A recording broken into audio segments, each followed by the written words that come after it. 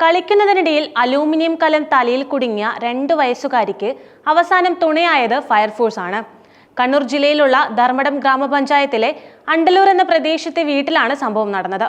വീട്ടിൽ കളിക്കുന്നതിനിടയിൽ തലയിൽ അലൂമിനിയം കലം കുടുങ്ങിയ 2 വയസ്സുകാരിക്ക് ഒടുവിൽ രക്ഷയായത് തലശ്ശേരി അഗ്നിരക്ഷാ സേനയാണ്. ധർമ്മടം അണ്ടലൂർ മുണ്ടുപറമ്പിൽ താമസിക്കുന്ന 2 വയസ്സുകാരിയുടെ തലയിലാണ് വെള്ളിയാഴ്ച രാവിലെ കുട്ടി കളിച്ചുകൊണ്ടിരിക്കുമ്പോൾ കലം കുടുങ്ങിയത്.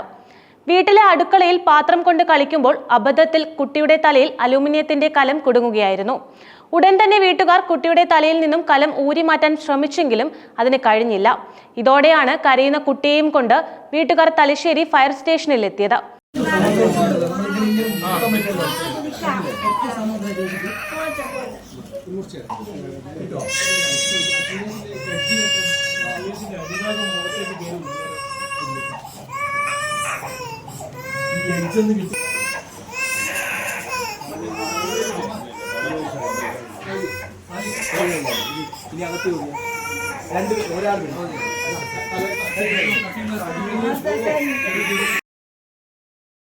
വളരെ സമയമെടുത്ത് വളരെ സൂക്ഷ്മതയോടെ കുട്ടിയുടെ തലയിൽ കുടുങ്ങിയ അലൂമിനിയത്തിന്റെ കലം അഗ്നിരക്ഷാസേന ഉദ്യോഗസ്ഥർ മുറിച്ചു നീക്കുകയായിരുന്നു.